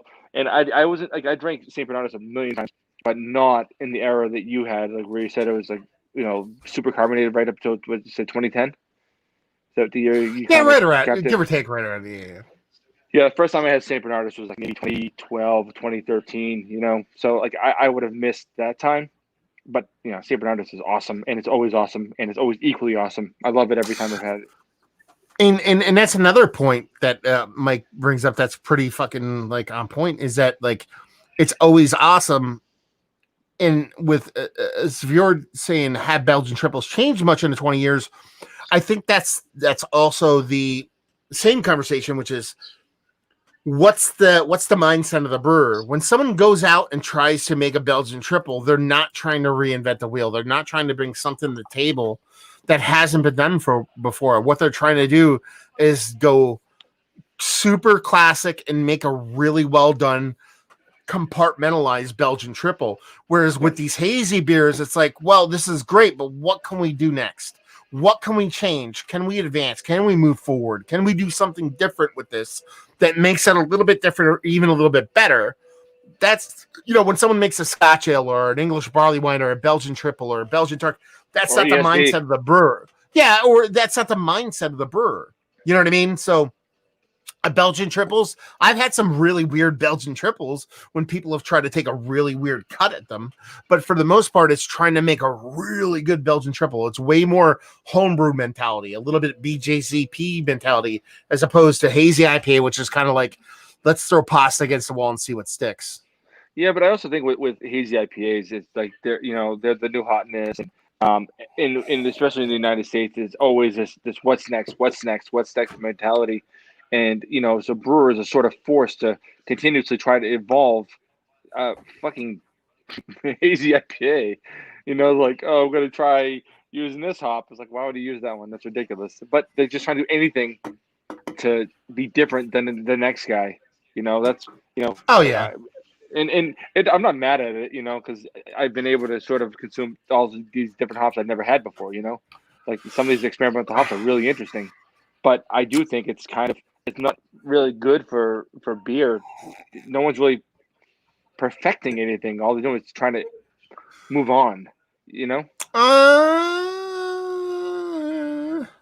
I mean, you can have arguments there, but Matt, if you think about any brewery in the past, like you had like their core, like it's like these things that they sharpened to a fucking blade, and it seems like if you want to get anything at any brewery, like it's a constant rotation of stuff. Like you may not see that for a long time, and by the time you have it next time, it might not be the same, and you won't remember it, so it doesn't matter, But there's also kind of like a split between, like, if we were to whittle it down to just like hazy breweries, and I'm not saying these breweries I'm gonna mention are just hazy breweries, but you talk about the best of the best when it comes to the people that make hazy IPA. They're really good for a reason, and they have like a very distinct way about what they do and how they make beers. But there's when you put those breweries up on a mantle, whether they be the Trilliums or Tree Houses of the world, you have the brewers that are coming up. I don't want to say below because that's a negative, but the brewers that are coming up and the breweries that have want to kind of follow in those footsteps to a certain extent. There's a let me try to make as close to that beer as I can. Then there's people that like, I enjoy this style. Let me see what I can do with it. You know what I mean? There's a lot of people that try to mimic what those great breweries do, and that's their goal. That's their focal point. Okay, how close can I get to being that good of an IPA brewer? Whereas you have somebody who's going, I like hazy IPA. Let me try to make it as best as I can. Not necessarily mimicking what everybody else is doing. It's kind of like, you ever see like, and the best way I can equate it is if you ever see like music, especially between the 70s and the 90s, there's a lot of plagiarism going on with music, like beats and riffs and all that kind of stuff. But there's a lot of actual like musicians who came up with the same tune. They didn't rip it a person off. They came up with a similar riff. They came up with a similar song, but they never heard the other people's shit before. And it's kind of like that kind of thing. There's people that make a riff and it works really well and it's really similar to somebody else, but they're doing their own thing. Where then there's other people be like, well, that person's making badass beat right there. I'll just steal that and try to make it a little bit different for myself. That's kind of the way I see a lot of hazy IPA, is that they're genuine people that like. Fox Farm is my biggest example. It's like when I drink Fox Farm hazies, I don't feel like I'm drinking this person's hazy, this person's hazy. hop butchers similar the same. 9 times out of 10 when I have a hop butcher beer, so I'm not like, oh, this tastes like that, this tastes like that. It might not be the best hazy I had, but it seems original to what they do. To where then, if I have some other brewers hazy, like a lot of, not to make fun of them, but a lot of shelfy hazies in the New England area, it seems like they're all trying to make it's their version of Streets, their version of Julius, their version of Green. They're not accomplishing it, but that's what their goal is. And that's kind of where that secondary kind of separation comes from. Now, why do you think that happens with IPAs, especially hazy variety, but not, say, a barley wine or like an ESB? Where money. Everyone, what? Say again? Money? Oh yeah. That's. I was going to agree with you. Sorry, that's fine. Yeah. Money. Yeah. They want to sell beer. Yeah, and that it's kind of like I would like to see like other styles sort of people try to push the boundaries in different ways, But at the same time, if I want an ESB, I want an ESB. I'm not looking to have anyone get crazy, I guess. Yeah. But it is weird that the IPA, at least the hazy variety especially, has gotten so out of control. Now, Mike McCann puts a comment in here. Mike, me and Mike were talking previously this afternoon. He's going to send me some homebrew, which is pretty awesome. Okay. But he says, we have beer stores now that sell single cans. I have a bunch of those places around me. I think people forget they can drink the same beer more than once. It's an untapped world. That's very, very, and honestly, yeah, Mike claps and I will clap along with Mike. But at the same time, when you do YouTube shit, you definitely fall into that kind of rhythm sometimes, to where when you're reviewing beers, you'd be like, we want to review something different. But, and this is probably one of the best things I could ever tell somebody. And beer, and you don't have to do it all. Variety is the spice of life. I love jumping around the different beers. Mm-hmm. It's fantastic. I'm not diminishing I'm not going to say I'll enjoy the tick culture, which is what Mike's talking about, which is basically trying to try every beer they possibly can. But if you like something and enjoy it. I go to a restaurant. A lot of times I order the same thing, not because I'm like, I don't like change, but I know I'm going to get something great.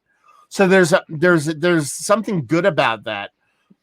But if you're a beer drinker, one of the best things you do is go pick up a case or two of a fucking beer and just only drink that for like a month.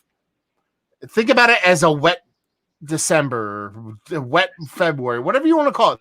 Like, pick up a case of fucking Sierra Nevada Pale Ale, or pick up a case of Celebration, or pick up a case of some old school classic, and only drink that for a month.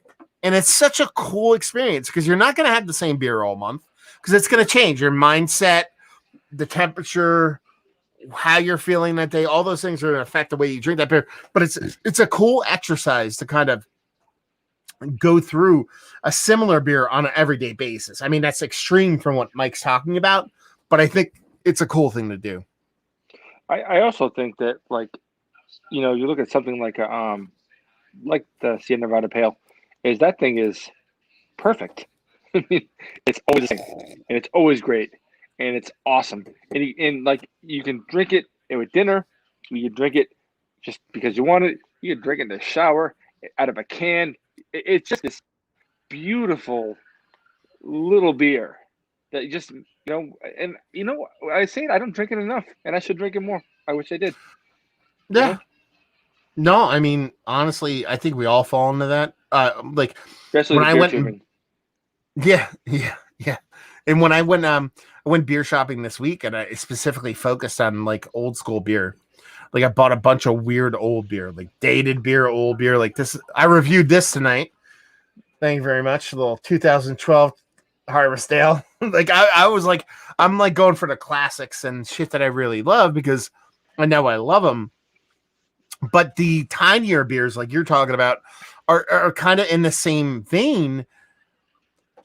But on the flip of that, there's certain breweries that make beers that I have zero qualms picking up. So Sierra Nevada would be it. Like, so for example, if I walk in the thing and there's a sign, Sierra Nevada, new beer, a 4.2% German hop beer in collaboration with Weinstefaner, and be like, I'm buying that right now. Like, Or Allagash. Like if I walk into a bottle shop and I see a 4.2% Belgian Pale Ale from Allagash that's never been released before, I don't go on Untapped and go, is this good?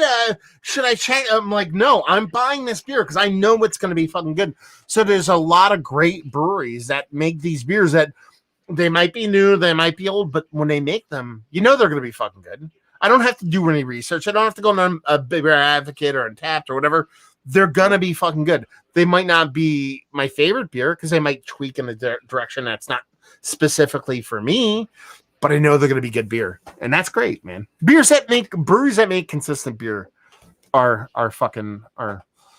they're beautiful. Did you have that Sierra Nevada wine and Stefano beer? I did. That's why I quoted that. Yeah. I loved it. I thought about it. I thought it was so good. It was so good. What was that? Which one was that though? Was that the one with was that their hoppy like wheat beer or something? What was it called? I reviewed it. Yeah, so did we. I believe. I don't remember. It was good though. I bought a 6-pack and so. Yeah, what was that beer called? I need to know. I think they did 2 actually. Oh, I only had 1. But I thought it was awesome. But I'm a Sierra Nevada guy. I'm a Juan Stefano guy. And it's that the Braupunkt. Was that the one that you guys drank? Or, I think so. Yeah. Yeah, it was this one. It was really good. Yeah.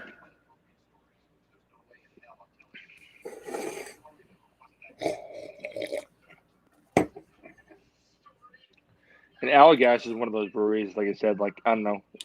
If I see something I never had before, unless I like coffee, I'll buy it. Yeah, this is the one. This is the one I reviewed a different one. I think they've done 2, but that's the one you guys had, right? Yes, that is the one. Yep. Yeah. That was really, really good. That beer was so fucking good. It wasn't even funny, but I think they did a second one. But it was just awesome. Like shit like that. Yeah. I mean, I when I saw that coming out, I'm like, I know I'm gonna fucking love this beer. I'm like, I don't care.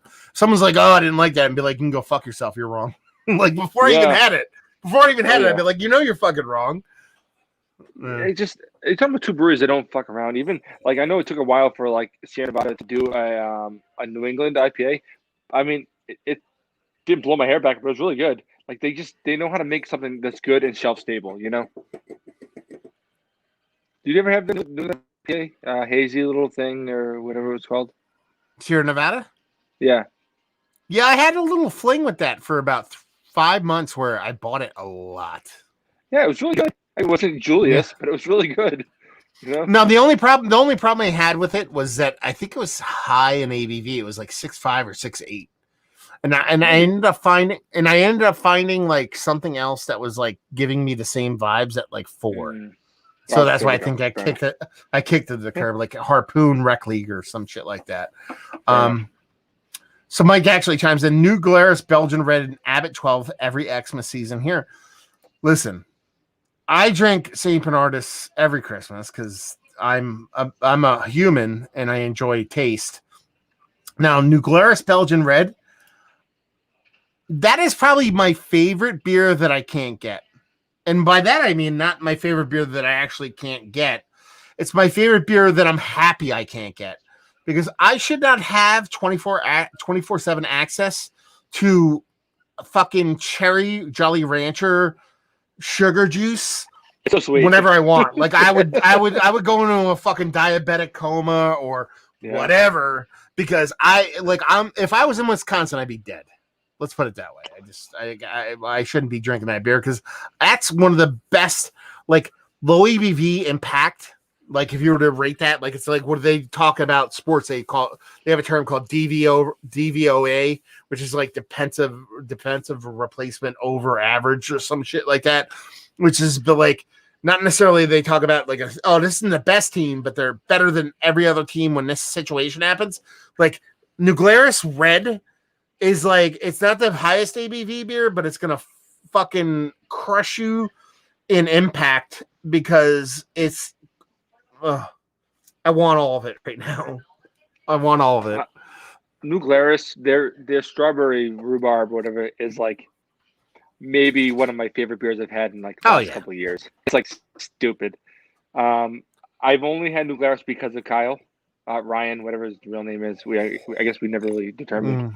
But I've had I think 3 or 4, and I mean every single time, like I'll actually look ahead to see kind of what I'm about to drink. I'm like, all right, well, fine, this one won't really do it for me, and then it does.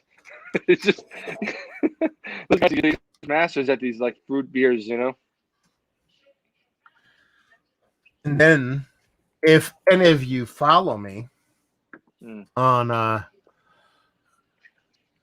Facebook, or more specifically Instagram, you will know that today I called out a couple breweries about being pieces of shit. Oh, because there were like a bunch of breweries are like flaunting their anti-shutdown COVID status because they're like, fuck the government, we're gonna stay open because we're more important than everybody else. Yeah. That shit happened today. And I'm trying to find a post from New Glarus. Why can't I find it right now?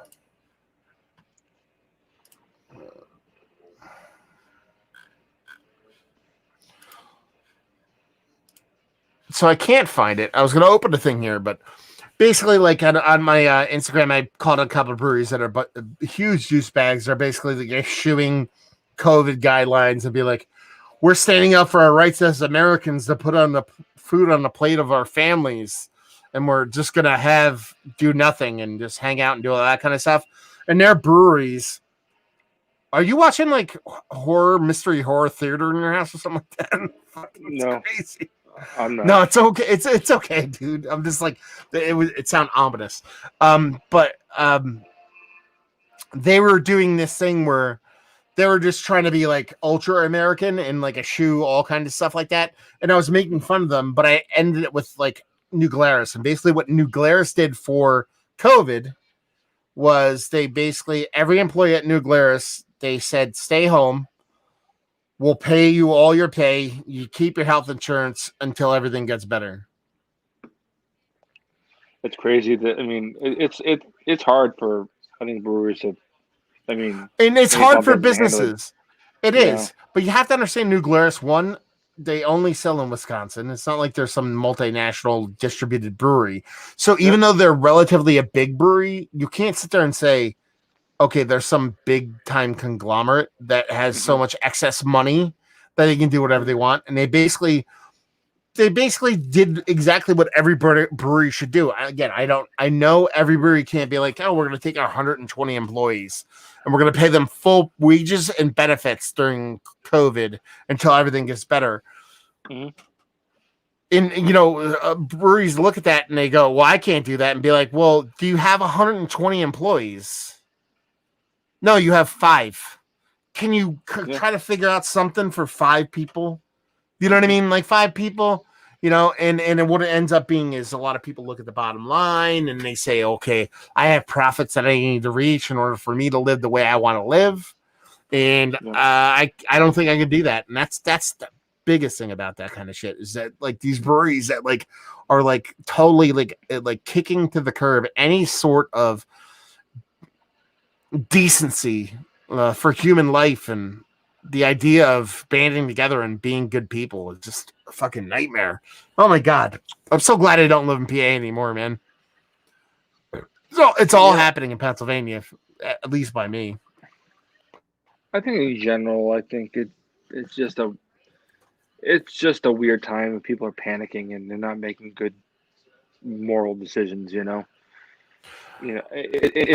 it's in every business. Restaurants are doing the same thing. Well, no, it's not just that. Like I understand being up against it. I understand having frustration and feeling like you're in a hard place. But I'm talking about the places that are doubling down. The places that are like, not only am I going to stay open, I'm going to champion it as I'm a freedom fighter for the American way and the freedom of the human race, because we're America and we don't stand by and be like it's such bullshit. You know what I mean? Like it's like literally like they're like, yeah, my freedoms, and be like, like your freedoms. Be like your grandfather like ran onto a beach and died in 1 second, and you can't fucking close for an hour. You know what I mean? No. Like nothing's getting damaged besides 401ks and Excel sheets. Like you're not gonna starve. You're not actually gonna die. Like not like people like I gotta put food on my table. Like if your business went under, you would eat. You wouldn't starve. You wouldn't. You wouldn't fucking starve. You wouldn't. Sure, you might lose your business. That sucks. I'm not saying that's a good thing. But you're not gonna die. You're not going to fucking die. No, You're but not. I think people are not. They're not worried about dying. They're worried about holding on to what they think is owed to them. You know what I mean? Which is fine if they say it, but they're not saying that. They're saying, I got to put food on my table for my family. Oh, yeah. No. Be like, you know what I mean? Like, this is pompous bullshit to be. That's what I'm saying. Yeah. If they said, hey, I just opened this business, I put a lot of money into it. I mean, I built this business. I want to make a profit. Be like, this is going to fuck up everything that I have planned. I might lose this business. If I close, I won't hit the profit margins I need to hit in order for one, for me to buy the things I want to buy and go on vacation, and two, for my family to have a big house. So it sucks. Come to my brewery. I'm going to stay open. They don't say that. They talk about like, they show a kid crying, be like, oh, the American dream is dying. And my family isn't going to have food on the table. And be like, no, that's not actually what's happening. It's You're not right. happening.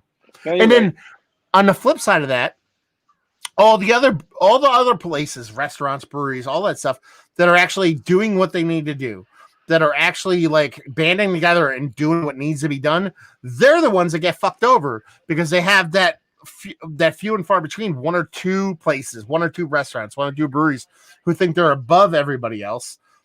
When they do what they do, they make everybody else's world infinitely harder and fucked up. You know what I mean? Right. Like when I made that post, the post today about like I basically what I did was I put up a post on Instagram saying, okay, shit's fucking crazy. That's a summation.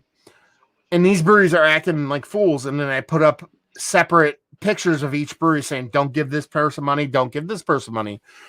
And it said being like, they're just basically being whiny baby pieces of shit.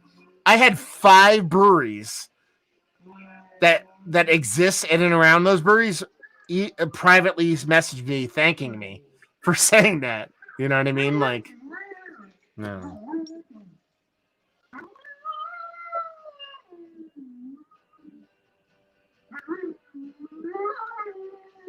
My dog's insane.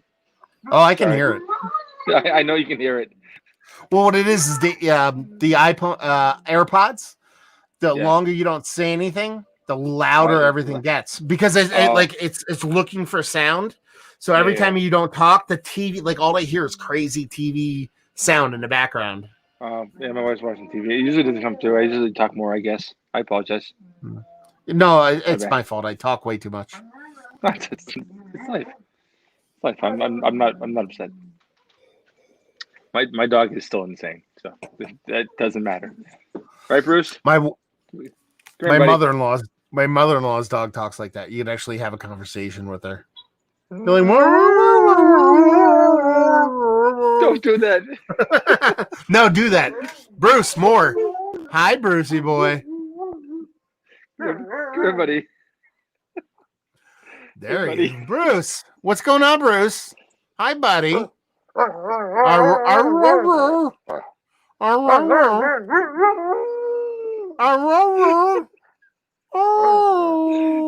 heard you go pee by yourself.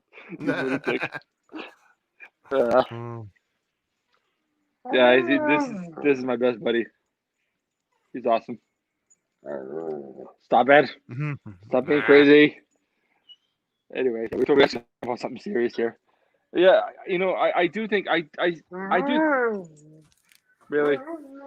I do think that people are like I do think that people are sort of this. I mean, I think people are just afraid, and they're appealing to just bullshit. And to say that you're a patriot, it's just nonsense. I would actually hope people. I would give people more respect if it was just be completely like straightforward about it. You know, I don't like the idea of seeing, the way I understand the world end. But I also don't like seeing like 3,200 people dying a day. You know what I mean? It's really sad. I have a friend of mine in California. He's lost like 4 or 5 relatives to this fucking disease, and people not taking it seriously and demanding that their way of life is more important than people's health is fucking bullshit. And it just makes me, it makes me sad. Everywhere I go, if I go anywhere, I'm wearing my mask. I always, people, oh, it's uncomfortable. I can't breathe. And you stupid fucking pansy, wear your mask. Be considerate of others. Don't think about yourself. Think about others. Wear your fucking mask. Don't be a dummy. Be considerate to people. Don't be a jerk.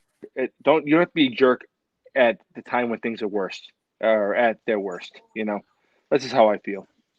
Well, I mean, like I don't want to talk about this stuff like for long, but it's the same person that says I don't want to wear a mask 'cause it's uncomfortable is the same person at a party that goes, yeah, my family's the toughest family in town. My grandfather died, like I said earlier. Like my grandfather died on the beaches of Normandy. He fucking stepped over dead bodies and got shot 19 times and be like, so you can't put a fucking piece of cloth over your mouth? Like, what are you fucking trying to prove? Like you're basically saying like you're the hardest motherfucker on earth. Like you're tough as tough can be. You're like, yeah, I got my fucking blah, blah, blah. And I'm just American as be a fucking grindstone, man. I'll grind it to the end because I'm just a hard-nosed American and be like, so you just can't go like this for like every now and then? Like every now and then you just go like this? Like, why is it a hard fucking thing to contemplate? It's stand up for my rights. Or like, rights of what, man? Like your fucking grandfather wore a gas mask against mustard gas. Like you can't wear a fucking piece of paper over your face for a fucking virus. Like it's like so silly. It's like the craziest thing ever. Man, when I was active duty, like you do like, at least on a submarine anyway, you do like fire drills and flooding drills like every fucking day, like underway. Just if you're not on mission, you're just fucking around and wasting time. And like you're sitting there with like an EAB, which is an emergency air breather. It's just basically a big rubber mask. You have a hose into an airline so you can breathe air. It has a base, a little reducer so that the whatever pressure air goes down to 1 psi. Or either that you're wearing an SCBA, which is a big rubber mask with a scuba tank on you, and like you do this for hours. Like it's not fucking complicated. And people like, and people, especially, the people I knew that active duty that I thought were nice people. I've turned sort of these big fucking nincompoops to be nice about it. And it's just like, I'm not wearing this. I'm like, dude, all this stuff that we did was way worse. I don't know why. Like, did you just say nincompoop? I was trying to not say a swear word. I love the word nincompoop. Like, I honestly want to. Let's pivot and talk about that. Like, someone called somebody a dildo today. I'm like, nobody says the word dildo a lot anymore. Like, I want that shit to come back. Like, and that's what I mean. Like, it's such a powerful word that also is so soft that it doesn't. Wow. It's not as abrasive.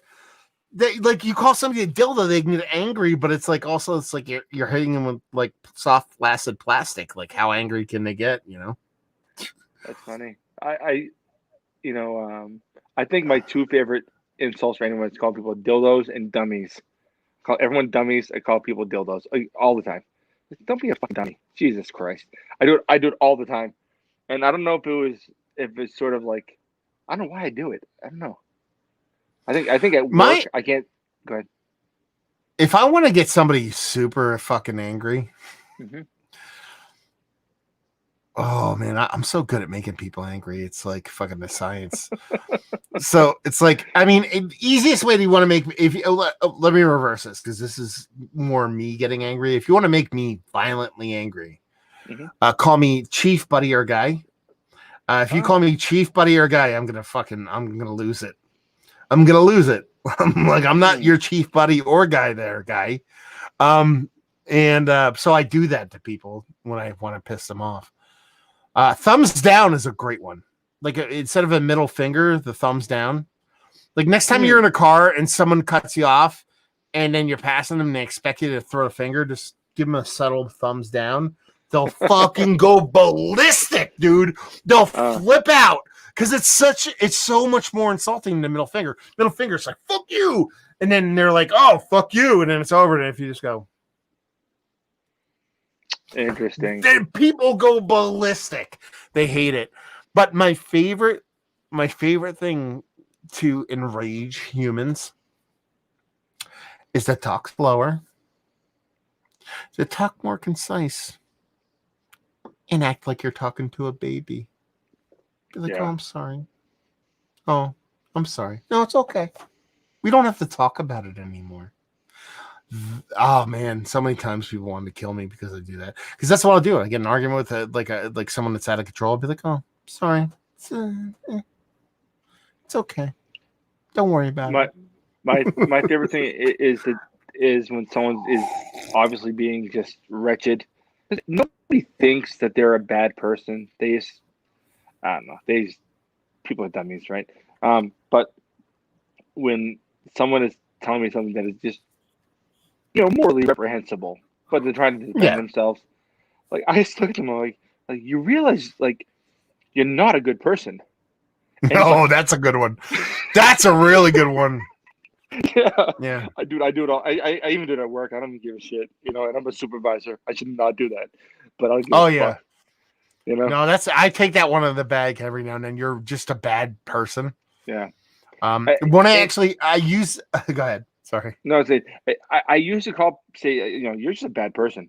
I said that, but I feel like saying you're not a good person to me just comes off a little worse in a weird way, because I feel like it's almost like you're almost trying to reach somebody, telling them that they're just not there. And I feel like if you say you're a bad person, it's almost like trying to just.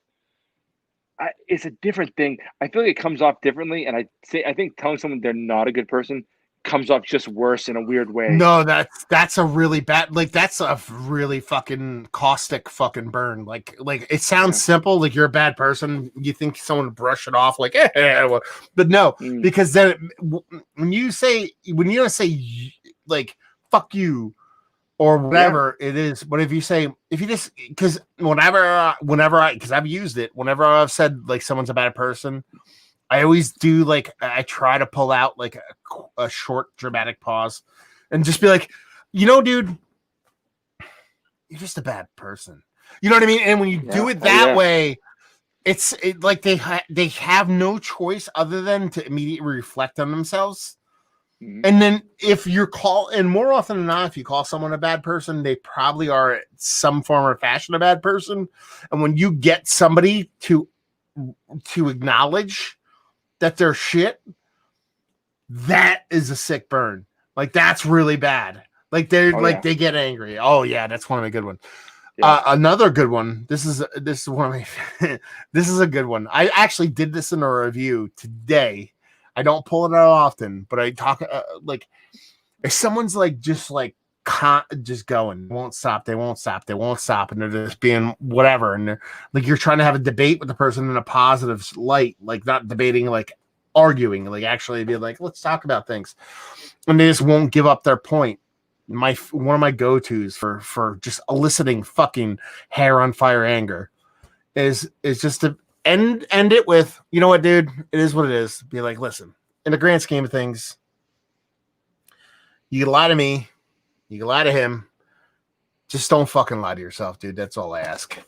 That's a good one I pull out, because then it's like you could whatever. I know you're lying to me, but you're saying you're lying to yourself, but you're not. You're lying, so you're being a piece of shit, and be like, just don't lie to yourself. Just don't lie to yourself. And it, that one, it lights everybody up. I love it. Oh, so fun. Yeah, I think you're right. I think all these things, I think it's easier to just bust out with some sort of curse word. I think when you say things that are juvenile is not the right way, but when you break things down to a basic level and just let someone know, like, because if you it's like, you're a fucking asshole, it's yeah, well, you're a fucking jerk too, and whatever it is. If you sit there and put things down to a basic level and say, listen, the things you're saying, they're just not right. You're saying you're a bad person. Yeah. Like the things like they're morally reprehensible. Like instead of 4-letter words are fun, but when people realize what simple language can do to simple people, it's fucking great. I love cursing. I do it constantly, but for me, cursing is like, more, is not like a death blow or an accentual piece of a specific argument. Like, it's pepper, it's a spice. You throw it in there for fun. Yeah, it's color, because it's like, when I used to do my radio show, it was an actual radio show. I couldn't fucking curse.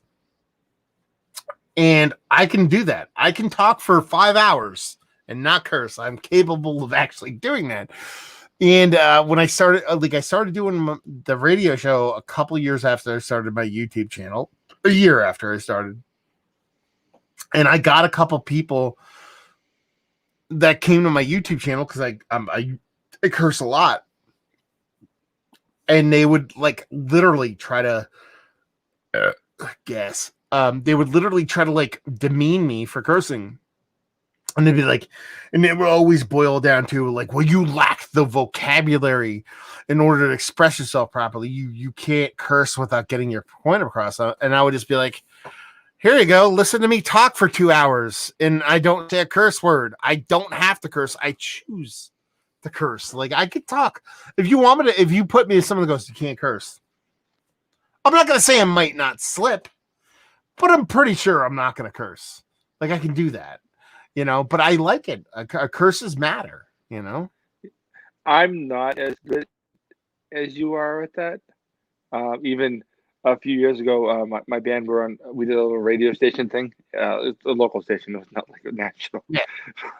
But the other lead singer and guitar player is way better at all that stuff.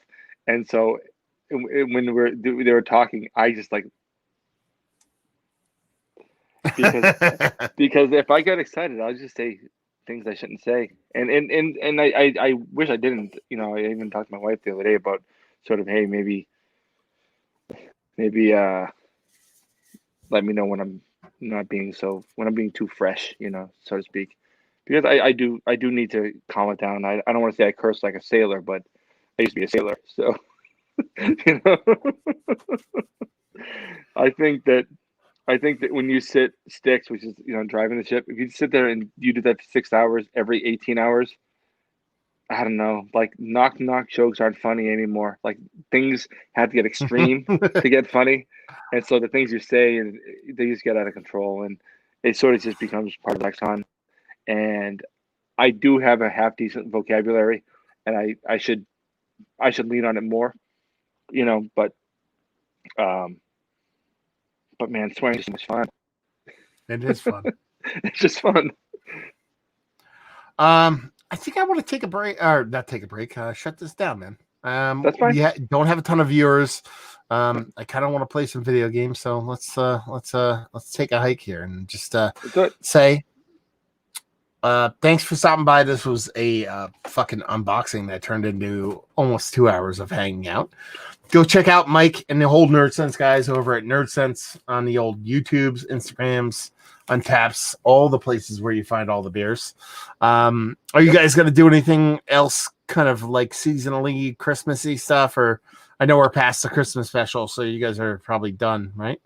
Yeah, no, that was it. I think we try to get it closer to the holiday, but based on our schedules, we weren't going to find that time. And especially with Christmas being on a Friday, that doesn't help us any, Yeah. So we did it a little earlier, and anyway, I had a blast. I thought it was really fun, and it's one of my favorite things we do all year. So there you go. But go check them out anyway. Nerd Sense. It's all one word, but even though it's 2 words, but 1 word, but at the same time, right. 2 words. Yeah, check out this Friday. or not this Friday, this New Year, Christmas Eve, Thursday, Thomas Open, Dutch Beer Guys. He'll be doing a live thing. I'll be doing my Massive Beer Awards on Sunday, and covering all the beers I did over the past years, 20 best beers and the best shelfies that I typically do. So hopefully you guys enjoyed tonight. Hopefully you enjoyed some good beer right now, and hope to see you next time. Cheers. Cheers.